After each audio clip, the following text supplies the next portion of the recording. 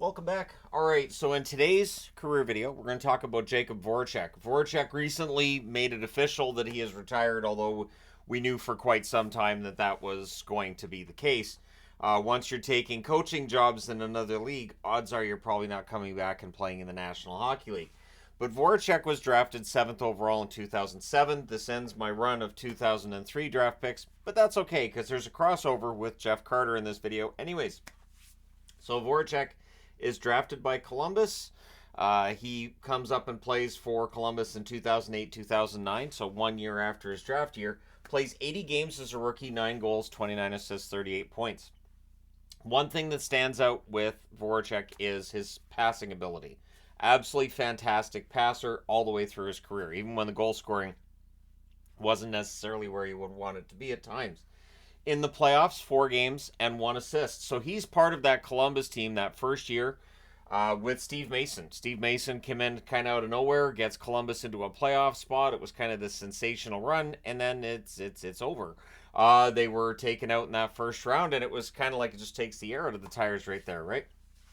So 2009, 2010, Columbus is unable to get back to the playoffs. No fault of Jakub Voracek there, though. 81 games, 16 goals, 34 assists, 50 points. So a nice advancement in his numbers.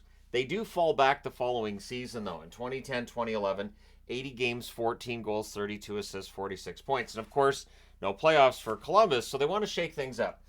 June the 23rd, so right before the draft, they trade Jakub Voracek with a 2011 first-round draft pick, which was used by Philadelphia to draft Sean Couturier, as well as a third-round pick, which was used to draft Nick Cousins, and going the other way was Jeff Carter.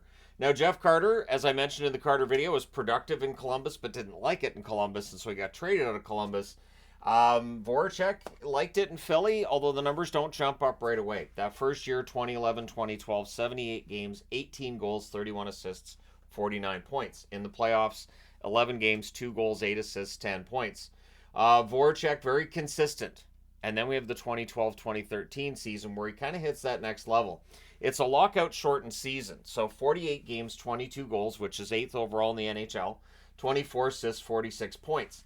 Now, when you have a lockout shortened season like that, of course, people are going to say, well, we'll see what he does over a full 82 game schedule. Can he keep that up? Well, yeah, he kind of does. 2013, 2014, 82 games played, 23 goals, 39 assists, 62 points. So his points per game drops. Certainly his goals per game drops, but his overall numbers are better than they were in the last full season that was played. 7 games played in the playoffs, 2 goals, 2 assists, 4 points. We're into that era where Philadelphia misses the playoffs every other year. And it was weird. They'd miss the playoffs every other year. They'd make the playoffs every other year. 2014, 2015, arguably the best season that he has in terms of his standing in the National Hockey League anyways. 82 games, 22 goals, so consistent there. 59 assists. That's second overall in the NHL. His 81 points, 4th overall. So, yeah, about a decade ago, the scoring was definitely down in the National Hockey League. He's a first-team All-Star that year, and he plays in the All-Star game. And that's the only time that Jakub Voracek plays in the All-Star game. 2015-2016, 73 games, 11 goals, 44 assists, 55 points. So a bit of a setback for him that season, scoring being down and all that. Just the 1 goal in 6 playoff games because, again, they make the playoffs every other year during this era. 2016-2017, 82 games, 20 goals, 41 assists, 61 points. So now he's hit a consistent number of between 55 and 60 points, right? But he has another jump in 2017-2018. 82 games, 20 goals, 65 assists, which is 4th overall in the NHL that year. 85 total points. In the playoffs, he adds 3 assists in 6 games. So Philadelphia, when they do reach the playoffs, not getting very far. 2018-2019, 78 games played, 20 goals, 46 assists, 66 points. Really, again, the passing numbers, just absolutely fantastic. His assists right on point. 2019-2020, at the time of the pause, 69 games played, 12 goals, 44 assists, 56 points. In the playoffs, 15 games as Philadelphia goes to the second round that year. 4 goals, 5 assists, 9 points. Of course, they were in the round robin too. Now that year, Philadelphia, I felt like was a favorite or at least in contention for a Stanley Cup. It doesn't quite work out. And then 2020, 2021, where they're playing just within their own division, it doesn't work for Philly there either. 53 games, 9 goals, 34 assists, 43 points. So again, his assists per game, right there, absolutely fantastic, really good numbers. And July the 24th, he was traded to Columbus in exchange for Cam Atkinson. So Jakub Voracek proving you can go home again.